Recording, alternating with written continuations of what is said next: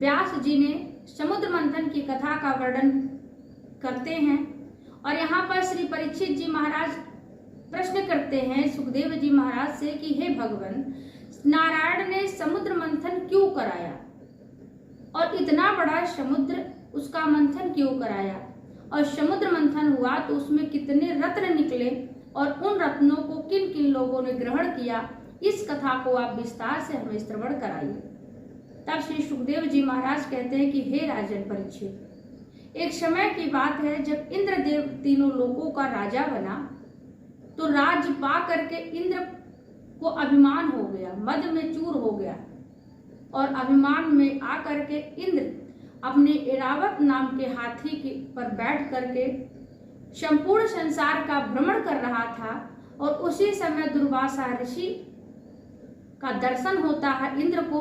तो दुर्वासा ऋषि ने जब इंद्र को देखा तो दुर्वासा ऋषि को लगा कि हमारे राज्य का राजा है, हमें इनका सम्मान करना चाहिए, हमारा धर्म है कि इनका सम्मान करें, हमारा कर्तव्य है कि हम अपने देश के राजा का सम्मान करें।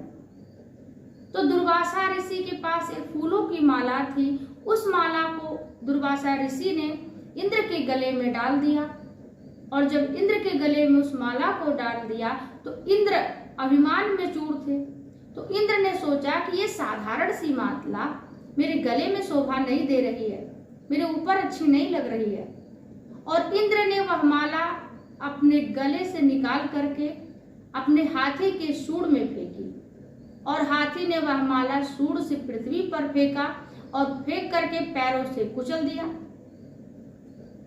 और यह सब जब दुर्वासा ऋषि देख रहे थे तो दुर्वासा ऋषि को लगा कि इंद्र ने मेरा तो अपमान किया ही है, साथ साथ पुष्पवाहिनी माता भगवती लक्ष्मी का भी अपमान इन्होंने किया है। तब दुर्वासा ऋषि इंद्र को शाप देते हुए कहते हैं, यदा दुर्वास सह शापा चंद्रालोकास्त्रयो नृपः निःश्रेकान्ता भवस्तत्रो निःसृज्यादयातया। दुर्वासा ऋषि के श्राप से इंद्र आदि देवता लक्ष्मीहीन हो जाते हैं और स्वर्ग लोक में राक्षसों ने अपना आधिपत्य स्थापित कर दिया है। राक्षसों ने अपना आधिपत्य स्थापित कर दिया, सारे देवता यहाँ वहां मारे मारे फिरने लगे। और उस समय सभी देवता ब्रह्मा जी की शरण में जाते हैं।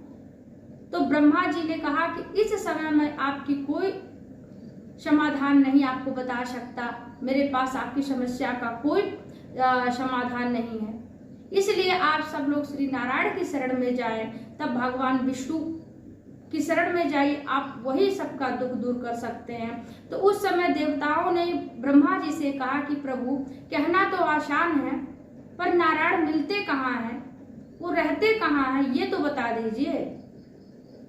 तब ब्रह्मा जी कहते हैं कि आप भगवान शंकर के पास जाइए, वह बताएंगे कि भगवान रहते कहाँ हैं। तो उस समय सारे देवता भगवान शंकर के पास जाते हैं और कहते हैं कि हे बाबा, आप बताएं कि नारायण रहते कहाँ हैं, भगवान कहाँ मिलेंगे।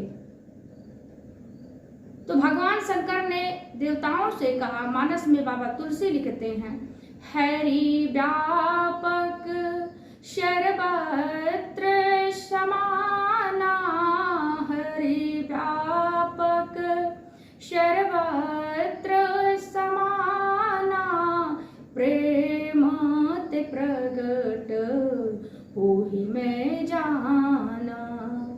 हरि व्यापक सर्वत्र समाना, हरि व्यापक सर्वत्र समाना, प्रेम ते प्रगट होहि मैं जाना। भगवान शंकर ने देवताओं से कहा कि हर व्यापक सर्वत्र समाना, भगवान तो हर जगह व्याप्त रहते हैं, भगवान हर जगह रहते हैं। प्रेम ते प्रगट होहि मैं जाना, भगवान प्रेम से, श्रद्धा से, भक्ति से भगवान को जहां बुलाया जाए भगवान वहीं प्रकट हो जाते हैं।